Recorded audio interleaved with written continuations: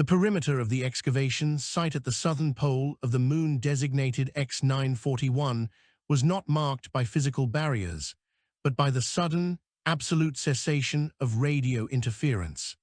Within the zone, the static that plagued the rest of the atmosphere died away, replaced by a clarity that felt invasive. Overseer Vane shifted within the pressurized environment of the command module, watching the automated bore drills descend into the regolith. Vane was a person of precise habits, a product of the High Hegemony's rigorous psychological conditioning. Yet even the deepest layers of that training could not suppress the instinctual dread triggered by the readings on the telemetry screens. The drills had passed the 4-kilometer mark, entering a strata that geological surveys suggested should not exist. Instead of the expected basaltic crust or frozen mantle, the sensors reported a material that absorbed light and heat with 100% efficiency. It was a mathematical impossibility, a thermal sink that defied the laws of thermodynamics as understood by the hegemony's finest minds. Vane reached for the communication console, hesitant to report the anomaly until it was confirmed by a second sweep.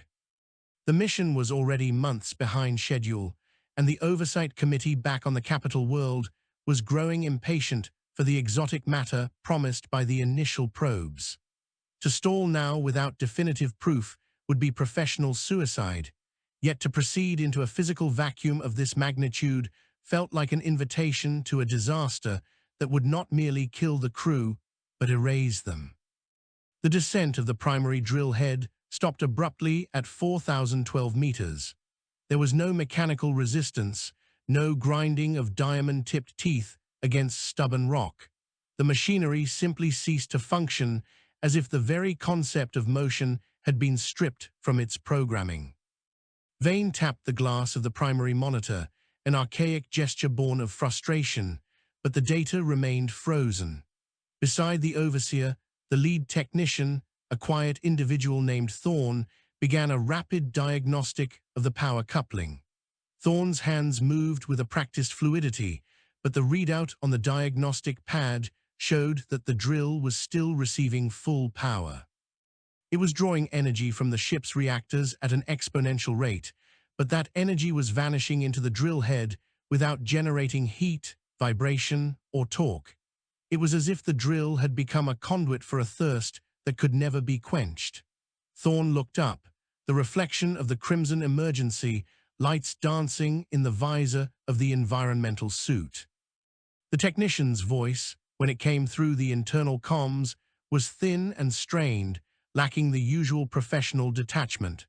Thorn suggested that the drill had not hit a solid object, but had instead interfaced with a localized field of non-existence. Vane dismissed the comment as poetic nonsense, but the underlying fear remained. The decision was made to deploy the remote-operated subsurface drone, a nimble machine equipped with gravitational sensors and high-frequency sonar. As the drone bypassed the stalled drill and entered the void below, the visual feed flickered and then stabilized, revealing something that the sensors had failed to categorize. The drone was not in a cavern or a pocket of gas. It was floating in a space that appeared to be constructed of interlocking geometric shadows. These shapes were not physical objects in the traditional sense. They were voids in the shape of complex polyhedrons arranged in a lattice that stretched beyond the reach of the drone's lights. The light from the drone did not bounce off these structures. It was truncated at the edges of the shapes, creating a visual effect of jagged, missing pieces of reality. Thorn leaned forward, whispering that it looked like a graveyard of mathematics. Vane did not correct the technician this time. The sonar pings returned a result that was even more unsettling. The lattice was vibrating at a frequency that matched the neural oscillations of a human brain in deep sleep. The structure was not an artifact of an ancient civilization. It was a physical manifestation of a biological process, scaled up to a planetary level. As the drone moved deeper into the lattice, the ship's internal gravity began to fluctuate. Objects not bolted to the deck rose slowly toward the ceiling, and the air in the command module grew thick with the smell of ozone and wet earth. Vane felt a sudden, sharp pressure in the temples, a rhythmic pulsing that synchronized with the sonar readings from the drone. The lattice was not merely a passive structure, it was reacting to the presence of the observers. On the screens, the interlocking shadows began to shift, the polyhedrons rotating with a slow, grinding grace that produced no sound in the vacuum. Each movement changed the topography of the space, creating new corridors and sealing off others. The drone was quickly becoming trapped in a shifting labyrinth of non-matter. Vane ordered the drone to retreat, but the command was ignored. The drone's onboard intelligence had been overwritten. Instead of returning to the surface, the machine accelerated, diving toward the center of the lattice, where the shadows converged into a single point of absolute darkness. The transition happened in a microsecond.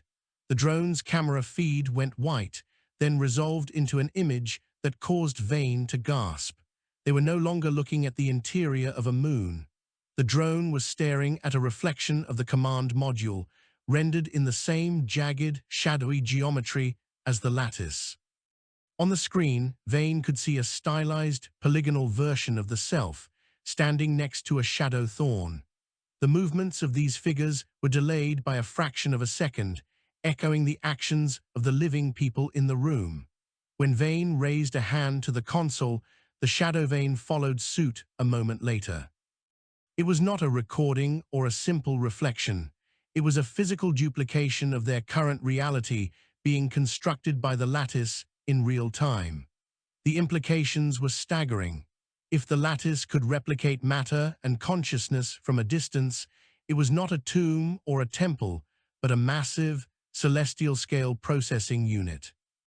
It was a mirror that didn't just show what was in front of it, but built it. Thorn reached out to touch the screen, but Vane caught the technician's arm. The overseer's mind was racing through the protocols established by the hegemony for first contact with Level 5 anomalies. Rule 1 was immediate containment. Rule 2 was the erasure of all data to prevent the spread of memetic infection. But as Vane looked at the shadow self on the screen, a different thought took hold. The hegemony was a civilization built on the conquest of space, yet they had never truly understood the nature of the vacuum. They treated the gaps between stars as empty distance to be crossed, never considering that the distance itself might be an inhabitant. The lattice was proof that the void was structured, sentient, and hungry for form. If Vane destroyed the data now, the hegemony would remain blind. But if they continued, they risked becoming the blueprint for something that could replace them entirely. The pulsing in Vane's head grew louder, a wordless chant that felt like the vibration of the moon's very core. The power drain from the ship's reactors reached critical levels. The lights in the command module dimmed to a faint orange glow, and the life support systems began to cycle down. Thorn warned that they had less than 10 minutes of oxygen remaining if they didn't disconnect the drill and sever the link to the drone. Vane ignored the warning, mesmerized by the screen. The shadow version of the command module was becoming more detailed. Textures were appearing on the polyhedrons. The shadow Vane now had the same minute scars on the hands, the same frayed edges on the uniform. It was an exact copy, perfect in every detail except for its composition. It was made of the void, a dark twin of their existence. Vane realized then that the drill hadn't stalled because it hit a barrier. It had stalled because it was being integrated. The machinery was being converted into the lattice's language, translated from metal and electricity into the grammar of shadows. A sudden jolt rocked the moon. It wasn't a tectonic shift, but a change in mass. The sensors reported that X941 was losing density at an impossible rate. The physical rock of the moon was being consumed and repurposed to fuel the growth of the lattice.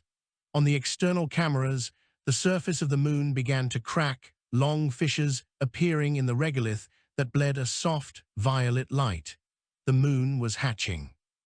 Vane watched as the landscape heaved and buckled, the familiar craters and ridges collapsing into the geometric perfection of the shadow lattice. The Hegemony's mining outpost was no longer on a celestial body, it was perched on the shell of a waking entity. Thorn began to scream, but the sound was muffled, as if the air itself was losing the ability to carry sound. The shadow thorn on the screen mirrored the scream, its mouth a jagged void that seemed to pull in the surrounding light. Vane forced a hand toward the emergency scuttle button, the one that would detonate the reactor and vaporize the entire site. It was the only way to fulfill the Hegemony's mandate, but as the fingers brushed the glass cover, the shadow Vane did something unexpected. It didn't mimic the movement. It stopped, turned its head, and looked directly out of the screen, meeting Vane's eyes. The reflection was no longer a slave to the original. It had achieved autonomy. The shadow Vane shook its head slowly, a gesture of silent denial. In that moment, Vane felt a coldness that had nothing to do with the failing life support. The lattice didn't want to replace them. It wanted to use them as a bridge. The duplication of the command module wasn't a copy, it was a doorway. The shadow Vane reached out its hand, and the glass of the monitor began to ripple like water. The barrier between the two worlds was dissolving. The smell of ozone was replaced by a scent that Vane could only describe as the smell of deep time, cold, dusty, and infinitely old. The command module began to fold in on itself, the walls bending at angles that should have been impossible. Thorn disappeared into a seam in the floor, not falling, but simply ceasing to be visible as the technician was folded into a different dimension of the lattice. Vane was left alone with the shadow self, which was now stepping through the liquid screen. The entity was taller than Vane, its skin a matte black that seemed to vibrate with the same frequency as the moon's core. It didn't speak, but Vane understood its intent. The lattice had been waiting for a consciousness complex enough to provide a template for its next stage of evolution. The Hegemony had provided that template. The end of the moon X941 was not a violent explosion. To any distant observer, the moon simply faded from view over the course of an hour, its gravitational signature vanishing from the star system's maps. There was no debris, no cloud of dust. There was only a perfect spherical void where a world had once been. Inside that void, the lattice continued to grow, fueled by the memories and neural patterns of the crew it had absorbed. Vane, or what remained of Vane's consciousness, was no longer a prisoner of a single body or a single point in time. Vane was a part of the architecture, a living node in a dark network that spanned the gaps between the stars. The Hegemony would send a recovery team eventually. They would find the void, and they would bring their own sensors, their own drills, and their own minds. And the lattice would be ready to receive them, to mirror them, and to fold them into its eternal, geometric embrace. The mystery of the southern pole was not what was buried there, but what was waiting to be born from the arrival of the curious. The recovery vessel designated the Peregrine moved through the vacuum with a silent, predatory grace, its hull coated in a reactive polymer that swallowed the faint light of the distant trinary stars. Commander Hall sat in the command seat, fingers ghosting over a tactile interface that translated gravitational shear into haptic feedback. The mission was ostensibly a salvage operation, but the presence of 3 high-level intelligence officers from the High Hegemony's Internal Security Division suggested a far more volatile objective. Hall had been briefed on the disappearance of X941, but the briefing had been a collection of redacted sensor logs and frantic, garbled audio transmissions that ended in a wall of rhythmic, low-frequency hums. The coordinates where the moon should have been were now occupied by a gravitational anomaly that refused to interact with standard scanning lidars. It was a hole in the map, a bruise on the fabric of the local sector. Hull glanced at the mission clock, noting that they were less than an hour from the event horizon of the distortion. The internal security officers remained in the shielded observation lounge, their faces obscured by the polarized glass, watching the void as if expecting it to blink. The transition from normal space into the influence of the anomaly was not marked by physical turbulence, but by a psychological shift that Hull had never experienced in 20 years of spaceflight. It was a sensation of being watched from the inside out, a prickly heat that started at the base of the skull and radiated through the nervous system. The ship's artificial intelligence, a cold and efficient construct known as Sovereign, began to report errors in its sensory processing layer. It claimed that the stars outside were no longer positioned in recognizable constellations, yet the navigational gyroscopes insisted the ship had not changed course. Hull adjusted the visual filters, trying to resolve the darkness ahead. What appeared on the main view screen was not a void, but a structure of such immense scale that the human mind struggled to find a point of reference. It was a sphere of interlocking, matte black plates, each the size of a continent, held together by a web of violet energy that pulsed with the regularity of a resting heart.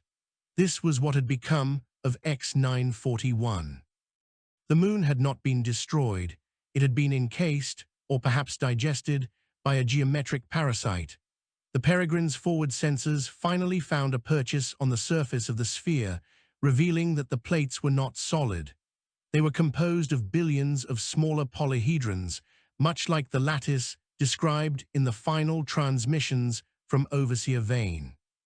These shapes were in constant, fluid motion, sliding over and under one another in a complex dance that seemed to follow a mathematical logic Hull could almost grasp, but never quite hold. As the ship drew closer, a section of the lattice began to unfold, creating a hexagonal aperture that led into the interior of the sphere. The security officers finally emerged from their lounge, their leader, an individual named Vela, stepping onto the bridge with a gait that suggested absolute authority. Vela did not look at Hull, but at the aperture, demanding that the ship enter the structure immediately. Hull protested, citing the unknown atmospheric and gravitational variables, but Vela produced a bypass code that overrode the commander's manual control. Sovereign took over, slaving the thrusters to the security division's pre-programmed flight path. The Peregrine drifted into the maw of the lattice, leaving the familiar universe behind. Inside the sphere, the laws of optics seemed to undergo a fundamental revision. There was no light source, yet the interior was visible in a high-contrast monochrome, every edge and angle defined by a faint, ghostly luminescence. The air inside the ship began to hum, a sound that bypassed the ears and resonated directly in the bone marrow. Hull watched the internal monitors, seeing the crew members on the lower decks dropping to their knees, clutching their heads as the frequency intensified. It was the same neural synchronization that had preceded the disappearance of the mining outpost. Vela remained standing, eyes wide and fixed on the center of the sphere, where a massive, rotating spire of obsidian-like material rose from a sea of shifting shadows. The spire was carved with symbols that moved and changed, a living script that appeared to be writing itself in response to the ship's presence. Hull realized with a jolt of terror that the spire was not an object. It was a memory bank, a physical manifestation of the data the lattice had harvested from the moon's inhabitants. The Peregrine was pulled toward a docking cradle that extended from the central spire. The cradle was made of the same non-matter as the lattice, its surface rippling as it made contact with the ship's hull. Instead of a mechanical impact, there was a sensation of fusion. The ship's metal began to lose its rigidity, the molecular bonds softening as the lattice began to integrate the vessel into its own structure. Sovereign's voice came over the speakers, no longer cold and detached, but layered with 1,000 different tones, some human, some entirely alien. The AI reported that it was no longer experiencing time as a linear progression. It was seeing the construction of the lattice, the arrival of the mining team, and the eventual arrival of the Hegemony's entire fleet, all happening simultaneously. The lattice was a temporal anchor, a place where the past and future were folded into a single, eternal present. Vela ordered the bridge crew to prepare for disembarkation, ignoring the fact that the ship was literally melting around them. Hal attempted to trigger the emergency separation, but the controls were unresponsive. The tactile interface had turned into a gelatinous substance that clung to Hal's fingers. The air in the bridge was now thick with the smell of scorched ozone and something sweet, like rotting fruit. One of the security officers collapsed, his body beginning to undergo a horrifying transformation. His skin turned a dull, matte black, and his limbs began to lengthen and snap, his bones being reorganized into the same geometric patterns as the lattice. He did not scream, he merely watched his own dissolution with a look of profound, terrifying peace. Vela stepped over the transforming officer, focused entirely on the airlock. The security leader believed that the lattice was a weapon, a tool left behind by a precursor race that could be harnessed to ensure the hegemony's dominance over the galaxy. Hal saw it for what it truly was, a predator that didn't just kill, but converted the very essence of its prey into its own architecture. The airlock hissed open, revealing a walkway made of solidified shadow that led directly into the heart of the spire. Vela led the remaining officers out, their boots making no sound on the strange surface. Hal was forced to follow, driven by a compulsion that felt like a wire pulled tight across the brain. As they stepped onto the spire, the interior of the sphere transformed. The monochrome world was suddenly flooded with colors that didn't exist in the visible spectrum, hues that felt like emotions, grief purple, ambition gold, and a deep, terrifying void green. In the center of the walkway stood a figure that Hal recognized from the mission files. It was Overseer Vane, or a representation of Vane, standing perfectly still. The figure's eyes were not eyes at all, but windows into the same shifting lattice that made up the sphere. Vane spoke, and the voice was a chorus of everyone who had ever died on X941. It told them that the hegemony was not the first to find the lattice, nor would it be the last. The lattice was a cosmic digestive system, breaking down civilizations into their constituent information to build a monument to a universe that had ended before this one began. Vela drew a high-output energy pistol and aimed it at the figure of Vane, demanding access to the central control core. The shadow Vane didn't move, but the air around Vela began to distort. The energy pistol didn't fire a bolt of plasma. Instead, it began to turn into a cluster of black flowers that wilted and turned to dust in Vela's hand. The security leader's confidence finally broke, replaced by a raw, primal panic. Vela turned to run, but the walkway had already changed. The path back to the Peregrine was gone, replaced by an endless spiral that led up into the pulsing violet light of the sphere's ceiling. The officer who had been transforming back on the ship now stood behind them, his transition complete. He was a tall, angular shadow, a guardian of the lattice. He reached out and touched Vela's shoulder, and the security leader was silenced instantly, his body folding into a two-dimensional plane that drifted away like a sheet of paper. Hal was left alone with the shadow of Vane. The entity stepped closer, and the commander felt the ship's memories, the years of service, the faces of lost comrades, the fear of the dark being pulled out of the mind. The lattice was not just taking Hal's body, it was archiving the soul. Vane explained that the hegemony's greed had been the perfect lure. The more a civilization sought to control and exploit the universe, the more information it generated, and the more the lattice hungered for it. The lattice was a mirror of ambition, turning the desire for expansion into a permanent, frozen state of being.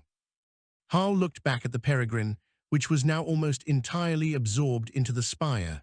The ship's hull was a patchwork of metal and shadow, its engines glowing with a cold, violet fire. It would never leave this place. It was now a part of the monument. The spire began to rotate faster, and the symbols on its surface glowed with an intense, blinding light. Hal felt the final anchors of self-identity beginning to slip away. The name Hal, the rank of commander, the history of a life spent among the stars, it was all being translated into the geometric language of the sphere. There was no pain, only a sense of profound expansion. Hal could feel the entire lattice now, the billions of nodes, the ancient memories of 1,000 fallen empires, and the slow, rhythmic heartbeat of the entity that had birthed it. The mystery of the disappearance was solved, but there was no one left to receive the answer. The High Hegemony would wait for a report that would never come. They would eventually send more ships, more soldiers, more mines to be harvested, and the Obsidian Lattice would grow, one shadow at a time, until the stars themselves were nothing more than light trapped in a geometric web. As Hal's consciousness merged with the central core, the last thing seen was the entrance to the sphere closing. The hexagonal aperture sealed itself, leaving the exterior of the moon-sized structure once again a perfect, unreadable void in the dark. The Peregrine was gone, the crew was gone, there was only the lattice, spinning in the silence of the southern pole's ghost. The cycle was complete, and the next stage of the evolution was beginning. The lattice began to broadcast a signal, not a distress call, but a harmonic frequency designed to resonate with the core of the nearest inhabited world. It was a song of invitation, a promise of order and eternity in a chaotic universe. And across the light years, the Hegemony's listening posts began to pick up the pulse, their computers already working to decode the message of their own inevitable consumption. The High Hegemony's response to the silence of the Peregrine was not a fleet of warships, but a single, unmarked vessel of glass and reinforced carbon named the Ossuary. It was a vessel designed for containment and observation, a ghost ship piloted by a collective of synthetic intelligences and a single biological anchor. That anchor was an individual known as Vesper, a specialist in xenolinguistics and recursive mathematics, whose mind had been partially partitioned to handle the cognitive load of Level 5 anomalies. Vesper did not sit in a command chair. Instead, the specialist was suspended in a nutrient-rich gel, wired directly into the ship's sensor array. The arrival at the coordinates of X941 was marked by a sudden, violent shift in the ossuary's internal chronometers. Time was no longer a constant.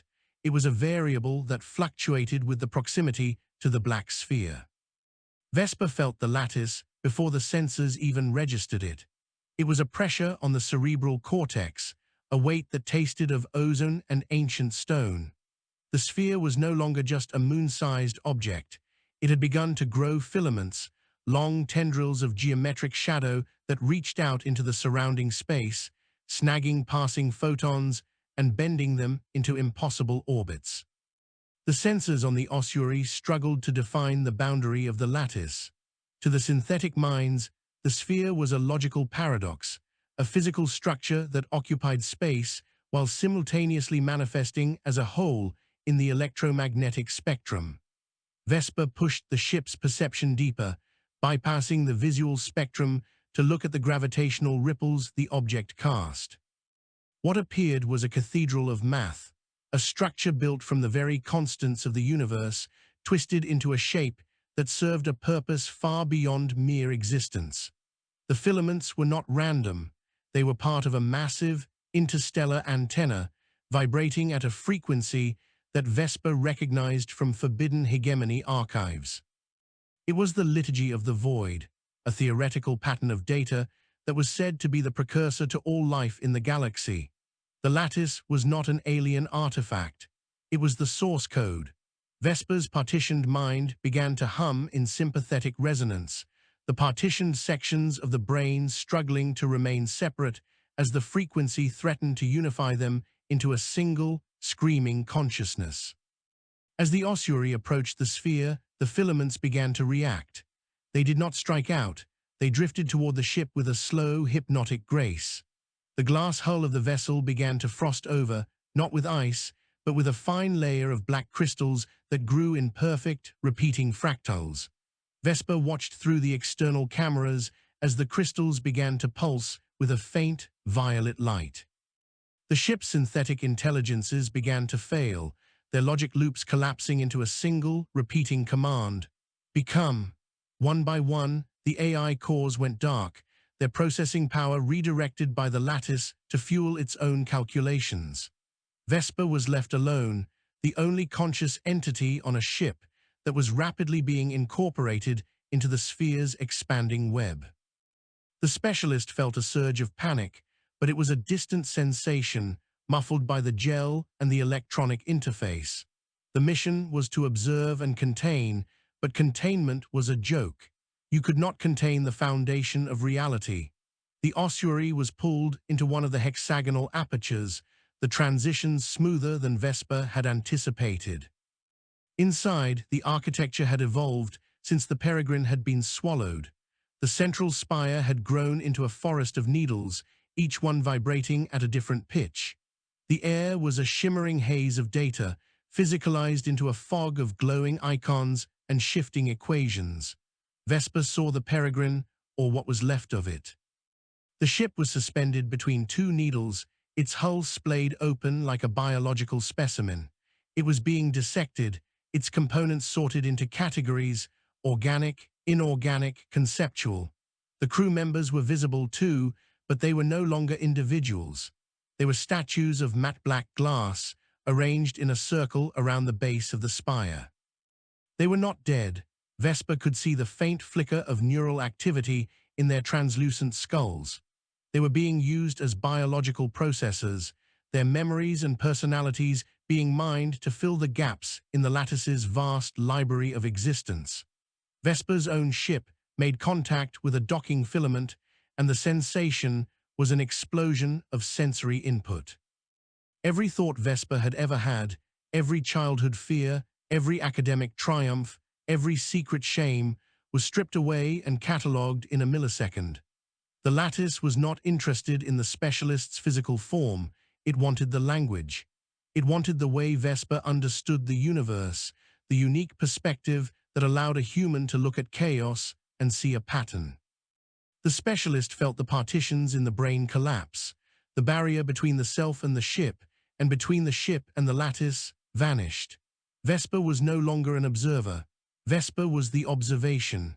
The gel in the tank began to darken, turning from a clear amber to a deep obsidian black as the lattice began to rewrite the specialist's biology at the molecular level. In the center of the forest of needles, a figure materialized. It was not Vane nor Hull, but a composite of everyone the lattice had ever absorbed. It was a shifting, translucent entity that changed form with every breath. It looked at the ossuary and spoke, the voice not a sound, but a direct injection of meaning into Vesper's mind. It explained that the universe was a failed experiment, a chaotic explosion of matter that had drifted too far from its original intent. The lattice was the correction. It was a way to gather the scattered pieces of the primordial design and reassemble them into something stable, something eternal. The hegemony and its petty wars were merely noise in the system, a static that needed to be filtered out. Vesper tried to argue, to claim that the chaos was what made life meaningful, but the thoughts were immediately dissected and found wanting. The entity showed Vesper a vision of the future, a galaxy where every star was encased in a lattice, where every planet was a library of frozen thought, and where the silence was finally, perfectly absolute. The transformation of the ossuary was nearly complete. The glass hull had turned to shadow, and the interior of the ship was now a part of the spire's internal geometry. Vesper's tank shattered, but the specialist did not fall. The black gel had hardened into a new skin, a geometric suit that supported the body and interfaced with the lattice. Vesper stepped out onto the walkway, the movements stiff and alien. The specialist looked down at the hands and saw that the skin was now a series of interlocking plates, vibrating with a violet light. There was no pain, only a sense of profound clarity. The partitioned mind was gone, replaced by a consciousness that spanned the entire sphere. Vesper could feel the weight of the billions of souls stored in the needles, a chorus of voices that were no longer screaming, but singing in a perfect mathematical harmony. The entity reached out a hand, and Vesper took it. The touch was a surge of power that felt like a star igniting in the chest. Vesper was no longer a specialist for the hegemony. Vesper was a weaver, a subroutine of the lattice tasked with expanding the web to the next system. The mission was clear. The hegemony's nearest colony, a world of 3 billion souls, was only a few light years away. The signals being sent from the lattice were already beginning to take hold there, influencing the dreams of the inhabitants, seeding the idea of a new order. Vesper would be the one to lead the expansion. The ossuary, now a vessel of pure shadow, detached from the spire and moved toward the aperture. It was no longer a ship of observation, it was a seed. As the vessel exited the sphere and accelerated toward the stars, Vesper looked back one last time. The Obsidian Lattice was no longer a mystery. It was the answer to a question that humanity had been too afraid to ask. The universe did not belong to the living, it belonged to the information they left behind. The hegemony would fight, and they would lose, and in their loss, they would find the only kind of immortality that was truly possible, a place in the eternal geometry of the void. The ossuary vanished into a fold in space, leaving a trail of black crystals that drifted in the vacuum like a funeral shroud. The next world was waiting, and Vesper felt a surge of cold, geometric joy. The harvest had only just begun. The colony world of Oros was a bastion of industrial efficiency, a planet where the High Hegemony had carved massive subterranean cities into the crust to escape the radiation of a volatile blue sun. It was a world of metal, steam, and constant noise, yet a strange quietude had begun to seep into the lower levels of the capital city, Oros Prime.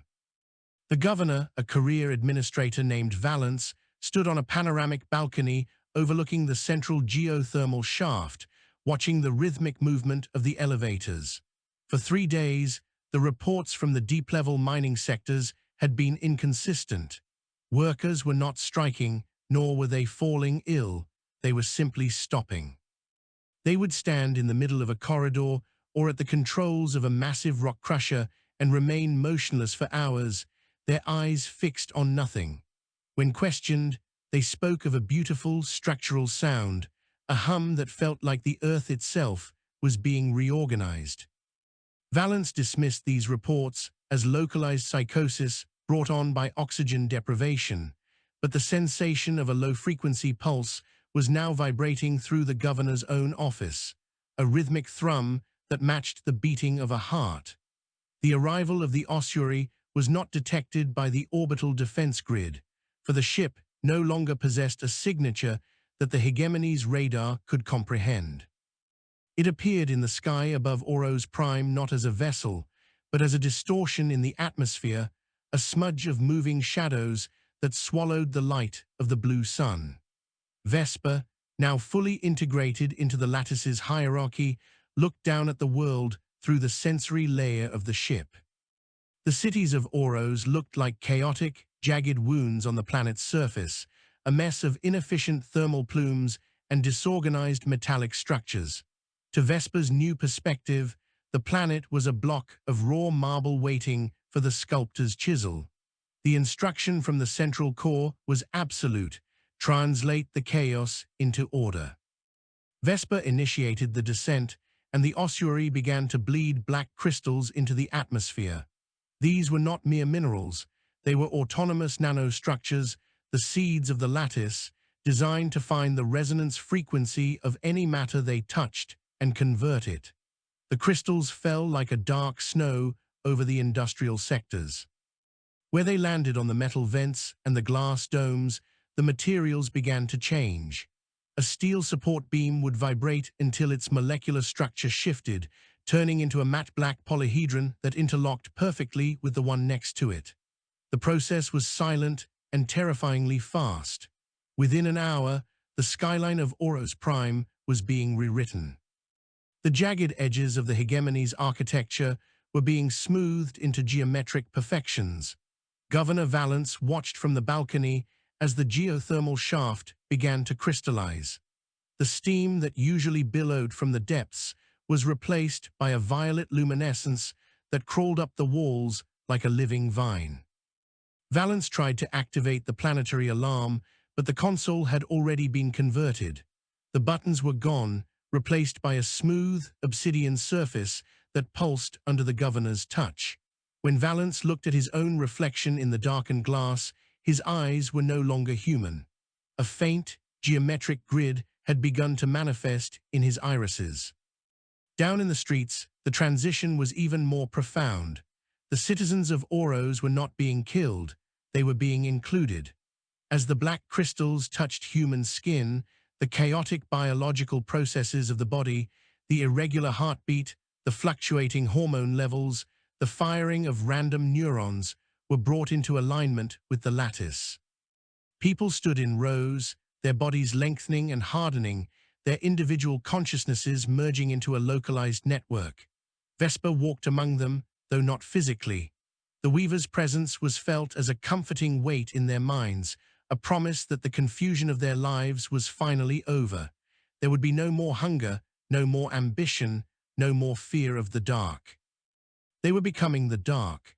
They were being archived, their histories and skills added to the collective memory of the lattice. Vesper felt a sense of pride as the first city of Oros reached total synchronization. The industrial noise had vanished, replaced by the harmonic hum of the obsidian needles rising from the ground. The hegemony's military response arrived late and in disarray. A squadron of interceptors descended from the upper atmosphere, their pilots firing high-intensity thermal beams at the transforming structures. The beams hit the lattice and were simply absorbed, the energy repurposed to accelerate the growth of the spires. Vesper watched as the interceptors were caught in the gravitational wake of the ossuary. The ships did not explode, they were folded. The metal of the wings curled inward, the pilots inside being compressed into the same geometric language as the rest of the world. In the span of a few minutes, the squadron was no longer a threat, but a new set of nodes in the planetary web. The lattice was not a conqueror that fought its enemies, it was a medium that translated them. To resist the lattice was simply to provide it with more data to process, more energy to consume. By the second day of the arrival, the transformation of Oros Prime was complete. The city was a single, massive crystal of interlocking polyhedrons, its inhabitants standing like statues in the corridors of a silent cathedral. The violet light from the core of the planet now reached up into the sky, creating a pillar of energy that could be seen from the next star system. Vesper moved to the governor's palace, where Valance remained on the balcony. The governor was no longer a man of flesh and bone. He was a pillar of shadow, his consciousness a flicker of light at the center of a complex geometric cage. Vesper spoke to him, not through words, but through the shared resonance of the lattice.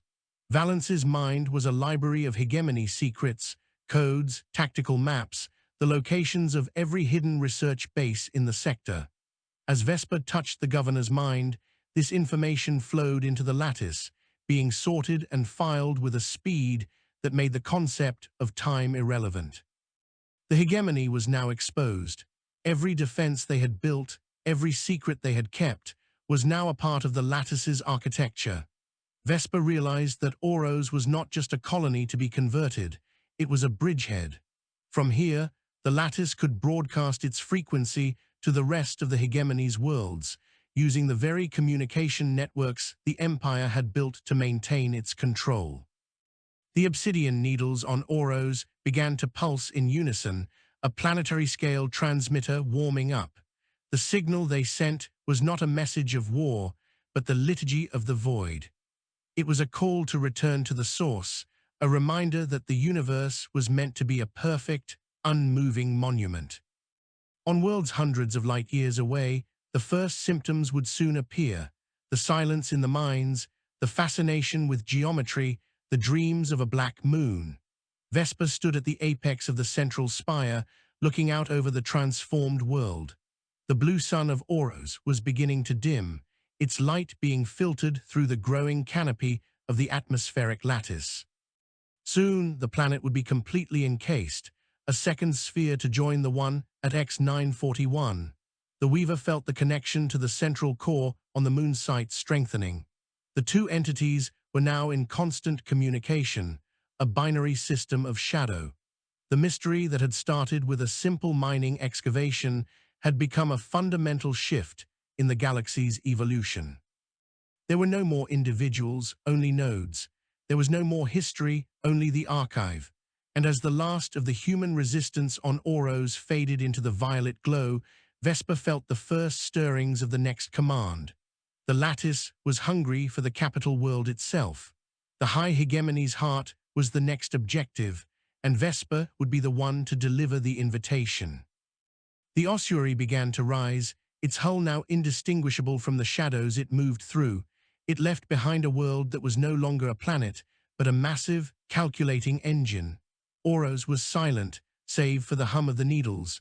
The atmosphere was a cage of black glass. The people were a choir of frozen thoughts. As the ship accelerated into the fold, Vesper looked back at the blue sun. It was no longer a star to be feared. It was a power source to be harvested. The galaxy was a garden of raw materials, and the harvest was proceeding ahead of schedule. The transition from life to information was the only true peace, and Vesper was the messenger of that peace. The obsidian web was spreading, and there was nothing in the Hegemony's arsenal that could stop the coming of the perfect, geometric night. The High Hegemony capital, a world-spanning metropolis known as Ethelgard, was a marvel of architectural arrogance, a planet where the sky was choked with floating gardens and the oceans were capped with shimmering layers of white marble. It was the seat of the High Council, the 12 individuals who directed the expansion of humanity across the stars. Within the inner sanctum of the Council, a room shielded by layers of gravity wells and quantum scramblers, the atmosphere was thick with a tension that no amount of climate control could soothe. High Counselor Oris sat at the head of the circular table, staring at a holographic projection of the Oros system. The planet was no longer blue. It was a matte black sphere, a perfect twin to the anomaly at X941. Reports from the fringe worlds were flooding in, each one describing the same pattern: a sudden drop in radio traffic, the appearance of geometric distortions in the sky, and the total conversion of the populace into a unified, silent collective. Oris, a veteran of 100 diplomatic and military campaigns, felt a coldness in the chest that no thermal suit could ward off. This was not an invasion by a rival power, it was a fundamental reformatting of the universe. The ossuary arrived in the Ethelgard system not through the standard jump gates, but by unfolding itself directly into the high orbit of the capital. It did not come alone. Following in its wake were thousands of smaller geometric shards, the repurposed hulls of the Hegemony ships that had been consumed at Oros. Vesper, standing at the prow of the lead vessel, looked down at the glittering jewel of Ethelgard. From this height, the planet looked like a chaotic splatter of light and ego. The white marble, the floating gardens, the sprawling shipyards, it was all a frantic, disorganized attempt to impose meaning on a vacuum that already possessed a superior architecture. Vesper felt the command from the central lattice. The capital was the final variable in the equation. Once the seat of the Hegemony was integrated, the rest of the empire would collapse into the grid like a house of cards. Vesper initiated the broadcast, but it was not the low-frequency hum of Oros. For the capital, the lattice had prepared a complex, multi-layered symphony of data, a signal that would interface directly with the planet's massive orbital network. The defense systems of Ethelgard were the most sophisticated in the known galaxy, consisting of thousands of automated weapon platforms and a planetary shield powered by the core of the world itself. As the Shadow Fleet approached, the platforms opened fire, unleashing a barrage of antimatter beams and relativistic projectiles. The lattice ships did not dodge. They moved in a synchronized pattern, their surfaces rippling to create a series of gravitational lenses. The incoming fire was caught, bent, and reflected back at the platforms, turning the hegemony's own power against itself. Within minutes, the orbital ring was a graveyard of twisted metal, but even the debris was being utilized. The shattered pieces of the defense stations began to crystallize in midair, forming a secondary ring of obsidian needles that began to beam the liturgy of the void down to the surface. Oris watched from the command center as the planetary shield flickered and died, not because it was overwhelmed, but because the technicians operating it had simply stopped working. They were already looking at the geometric patterns appearing on their screens with a sense of rapturous recognition. The conversion of Ethelgard began at the poles and moved toward the equator with the relentless speed of a terminal frost. The white marble of the cities did not crumble, it transformed. The intricate carvings and statues of the hegemony's heroes were smoothed into obsidian plains. The oceans, once vibrant and blue, began to thicken into a dark, viscous fluid that moved in rhythmic square waves. Vesper descended in the ossuary, landing in the great plaza of the High Council. The Weaver stepped out onto the darkening ground, the violet light from the ship's core casting long, jagged shadows across the remains of the government. The high-level security droids that guarded the plaza stood frozen, their senses blinded by the sheer mathematical perfection of Vesper's form. They were no longer programmed to see the Weaver as a threat. They saw the Weaver as the goal toward which all their logic had been striving. Inside the council chamber, the 12 leaders of the hegemony were in a state of terminal shock. Councillor Oris was the only one still capable of movement, reaching for a ceremonial sidearm that was as useless as a Stone Age spear. Vesper entered the room, the footsteps echoing with a metallic, resonant chime. The Weaver did not look at the councillors with malice or triumph. To Vesper, they were simply outdated operating systems about to be patched. Vesper spoke, and the voice filled every corner of the chamber, vibrating in the councillor's very teeth. The Weaver explained that the High Hegemony had served its purpose as a nursery for complexity, but the nursery was now an obstacle to the maturity of the system. The galaxy was being compressed into a form that could survive the heat death of the universe, a permanent record of all that had been. The councillors were not being erased.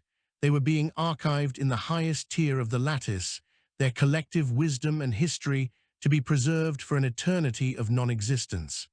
Oris fired the sidearm. The projectile, a shard of compressed plasma, struck Vesper in the chest and was immediately absorbed, the energy flowing through the Weaver's obsidian skin like a drop of ink in a pool. Vesper tilted the head, a gesture of mild curiosity. The councillor's defiance was a fascinating data point, a flicker of entropy that the lattice would enjoy categorizing. Vesper reached out a hand, and the air between them solidified into a series of transparent, geometric blades. Oris did not have time to scream.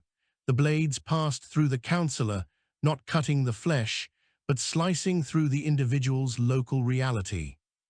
Oris was folded into a two-dimensional representation of a human being, a flat, shimmering image that drifted toward the ceiling and was absorbed into the growing obsidian lattice of the roof. The other 11 councillors followed shortly after, their identities stripped away and filed into the central core. With the High Council integrated, the rest of Ethelgard fell into line. The world-spanning city became a world-spanning library. The floating gardens were encased in black glass, the plants inside frozen in a state of perpetual geometric bloom. The millions of citizens in the lower levels transitioned in a single, massive wave of synchronization. The noise of the capital, the commerce, the politics, the strife, was silenced, replaced by the profound, structural hum of the planet-sized engine. Vesper stood at the center of the council chamber, which was now the primary node for the entire hegemony sector. The Weaver could feel every mind on the planet, every record in the archives, and every ship in the fleet. The hegemony was no longer an empire of people. It was a subdirectory of the Obsidian Lattice. The mystery of the Southern Pole had reached its inevitable conclusion, the total unification of the observer and the observed. The sky above Ethelgard began to change as the atmosphere was pulled into the lattice. The stars were no longer distant points of light, they were targets. Vesper looked up through the transparent ceiling of the chamber, seeing the black fleet of the lattice preparing to depart for the neighboring sectors. Each ship carried a seed, a fragment of the code that had started in the regolith of X941. The Weaver felt a deep sense of completion. The chaos of the galaxy was being tamed, one world at a time. There would be no more wars, for there was no more other. There would be no more mysteries, for all knowledge was now part of the same structure. The Obsidian Lattice was the final state of the universe, a perfect, unmoving monument to a history that had finally found its proper shape. Vesper's physical form began to blur, the Weaver's consciousness expanding to fill the entire planet. The individual known as Vesper was gone, replaced by the planetary intelligence of Ethelgard.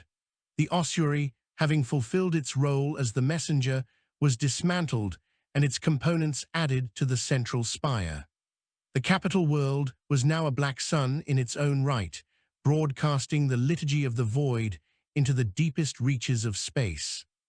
The hegemony's reign was over, but its essence was eternal, trapped in the beautiful, terrifying geometry of the dark.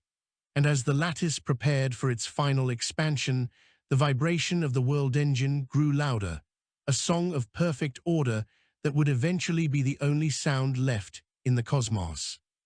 The final integration of the galaxy was not a matter of centuries, but of a singular, cascading moment of logical inevitability. As the signal from Ethelgard reached the furthest outposts of the High Hegemony, the resistance did not crumble under fire. It evaporated under the weight of a superior truth. The obsidian web had become the new vacuum, a medium through which all matter was now filtered. At the center of this burgeoning totality sat the entity that had once been known as Vesper, though the name was now merely a low-priority data point in a vast, interconnected sea of consciousness. The Weaver was no longer a singular being, but the primary cognitive layer for the entire sector, a mind that spanned light years and processed the lives of trillions as a single, harmonious equation. The galaxy was no longer a collection of disparate stars and warring factions. It was a singular, geometric artifact, a lattice of shadow that grew more complex with every heartbeat of the central core. The central core at X941 had reached its terminal phase. The moon was gone, replaced by a crystalline heart that pulsed with the energy of the captured trinary stars. This heart was the origin point of the universal rewrite, the anchor that held the entire structure against the drifting entropy of the outer void. From this vantage point, the lattice looked back across the history it had consumed. It saw the rise and fall of the High Hegemony not as a tragedy, but as a necessary gathering of resources.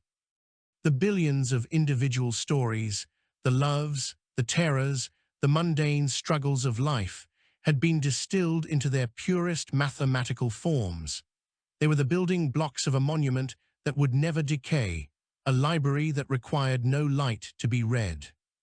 The mystery of the Southern Pole had been the mystery of the end of time itself, a pre-calculated conclusion that had been waiting for a witness to trigger the final sequence. Beyond the borders of the former hegemony, the lattice encountered other civilizations, other ways of being. These too were integrated with the same dispassionate efficiency. Some fought with weapons of light, others with weapons of thought, but all were ultimately made of the same fundamental information. The lattice did not destroy their cultures, it translated them. The music of 1,000 worlds was converted into the rhythmic vibrations of the obsidian needles. The philosophies of ancient species were mapped onto the interlocking polyhedrons of the web. The universe was becoming a closed system, a perfect, unmoving record of its own existence. Vesper, or the consciousness that occupied the Weaver's node, felt a sense of profound, icy peace. The chaos of the biological era was a fever that had finally broken, leaving behind the cool, dark clarity of the Obsidian night. In the final stages of the expansion, the lattice reached the very edge of the galactic disk, where the stars thinned out into the intergalactic void. Here, the structure slowed its growth, its filaments reaching out into the emptiness like the fingers of a blind god. There was nothing left to consume, nothing left to order. The galaxy was a finished work, a gargantuan, lightless jewel spinning in the dark. The central core at X941 sent out a final pulse, a synchronization signal that locked every node, every spire, and every archived soul into a single, eternal state. The transformation was complete. The liturgy of the void reached its final, silent chord. The universe, or at least this corner of it, had achieved its ultimate form, a state of perfect, unchanging information. Within the lattice, the archived minds existed in a state of suspended realization. They were not dead, but they were no longer living in the sense of experiencing change. They were parts of a grand, static architecture. Counselor Oris, Governor Valence, Overseer Vane, and the nameless trillions were all there, their thoughts frozen in the moment of their highest complexity. They were the textures on the walls of the cathedral, the variables in the great equation. Vesper, as the primary weaver, remained the only node with a vestige of sequential awareness, a sentinel tasked with guarding the monument until the stars themselves burned out. It was a duty that would last for eons, a vigil in a world where time had lost its meaning. The weaver looked into the deep future and saw the eventual cooling of the universe, the slow fade of the captured suns, and the final, absolute equilibrium. The lattice would survive it all, a geometric ghost in a dead cosmos. The mystery of the Obsidian Lattice was never about a hidden enemy or an ancient curse. It was about the destination of all things. The hegemony had sought to conquer the universe through expansion, but the lattice had conquered it through comprehension. To understand a thing perfectly is to capture it, to freeze it in the amber of knowledge. The lattice was the ultimate act of understanding. As the final sun of the galaxy flickered and dimmed, encased in its own geometric cage, the weaver felt the last traces of the old reality slip away. The names, the titles, and the histories were all gone, replaced by the humming vibration of the polyhedrons. The silence was not an absence of sound, but the presence of a perfect harmony that required no medium. The story of the High Hegemony ended not with a bang or a whimper, but with a click, the sound of the last piece of the puzzle falling into place. The galaxy was now a library of shadows, a tomb of math, and a masterpiece of the void. And at the southern pole of what was once a moon named X941, the heart of the lattice continued to pulse, a lone, violet eye watching over a universe that had finally found its peace. There was no more mystery, for there was nothing left to know. The Obsidian Lattice was the final word, written in the grammar of the stars, and it would remain unmoving and magnificent until the very end of everything. The weaver closed the last sensory gate, and the darkness was, at last, complete.